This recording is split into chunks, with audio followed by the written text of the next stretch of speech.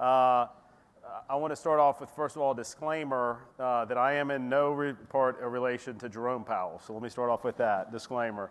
Also, I wanted to let Charlie Lee know I was at the pool earlier. The DJ, great job. Encourage everybody to get at the pool, but make sure you do it when the sun's up, because when the sun goes down, it gets a little chilly. But the DJ has a bunch of stickers, and he said he needs a Litecoin sticker. So we need to get the DJ here at this hotel a Litecoin sticker. So let me say that I first got involved in cryptocurrency back in 2017, like a lot of people here, by investing in cryptocurrency. But I'm the type of person, if I'm going to invest in anything, I want to fully understand what I'm investing in. But professionally, I'm involved in real estate. I've been in real estate for almost 2 decades, know a lot about real estate, but I didn't know a lot about cryptocurrency. So I wanted to understand the fundamentals behind cryptocurrencies. And so that led me down a path of blockchain and fully diving into blockchain, trying to understand that. So I've been in the Tennessee General Assembly since 2012.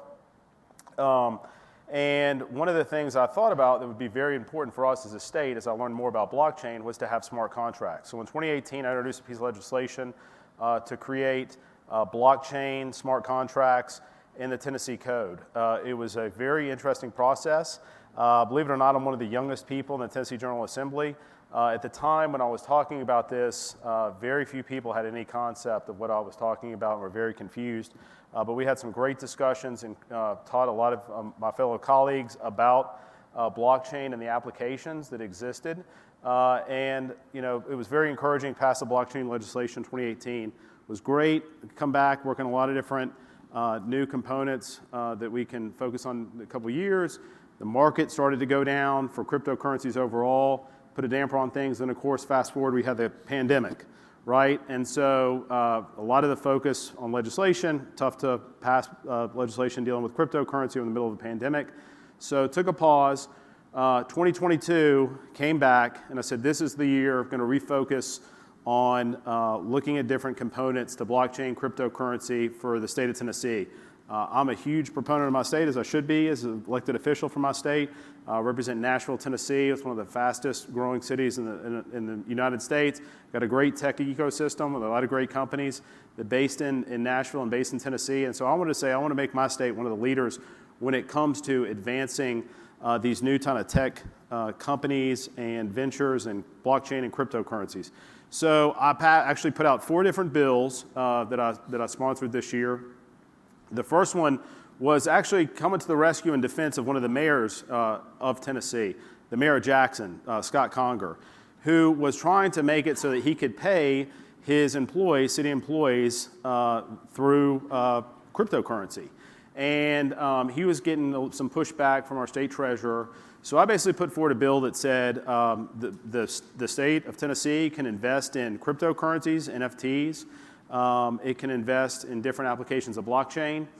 And I had a couple other bills. One was about campaign finance, being able to accept campaign and contributions and also put out NFTs through your campaign.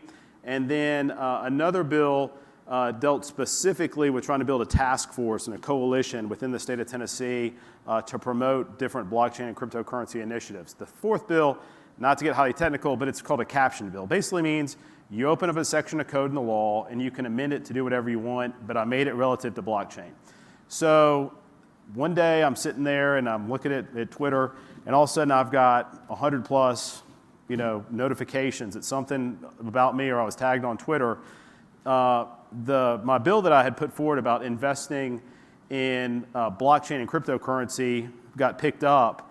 And the next thing I knew, I had Coindesk calling me. It was in Bitcoin Magazine. I mean, I was getting just constant, various media publications that are in this space were contacting me saying, hey, tell us about this. This is one of the most aggressive laws you're putting forth in the country.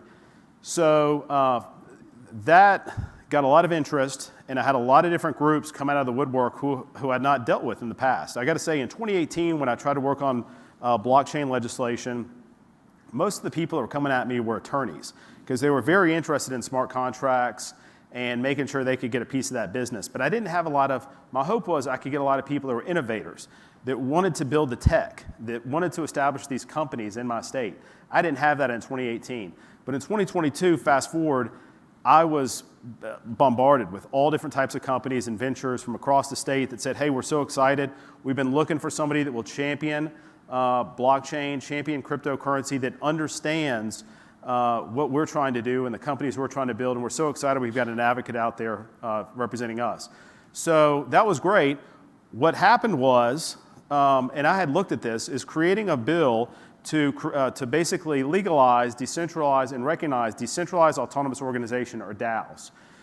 So I put together a bill, had some great people that helped me, that recognize Decentralized Autonomous Organizations in the Tennessee Code. So we passed that unanimously.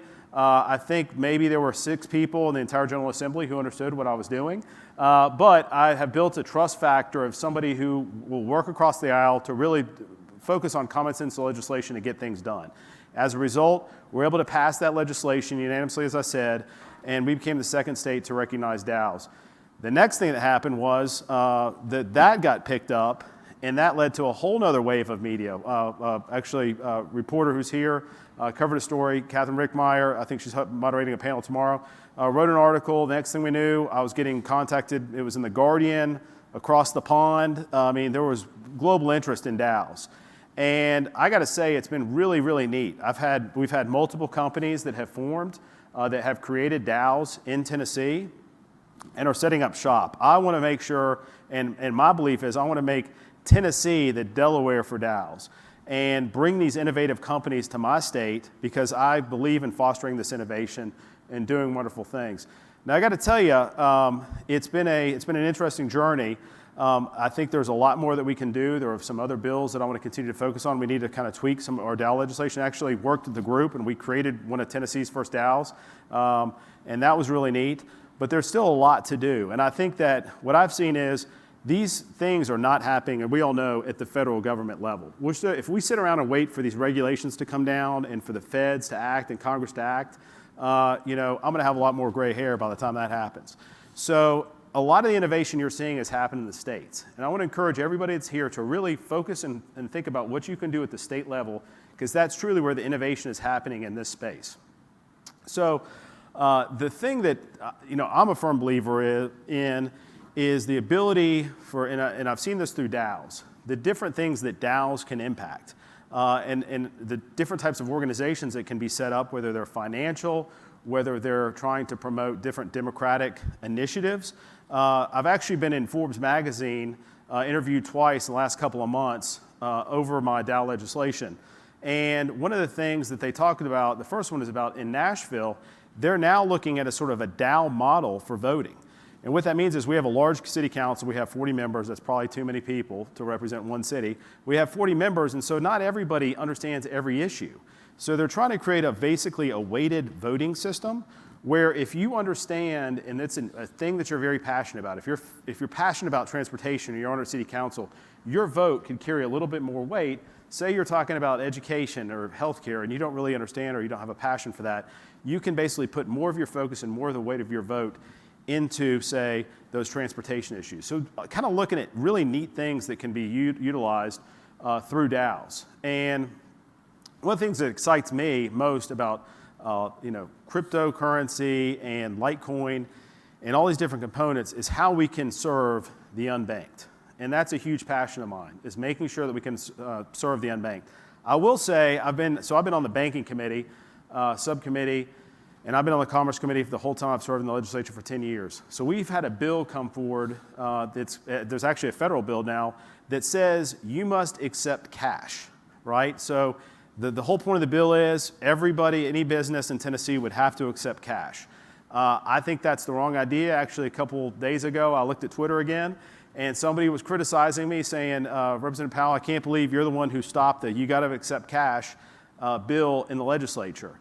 And let me say, my answer to that is, not every business that's out there should have to accept cash. Cash, you could be in a dangerous environment or a dangerous area.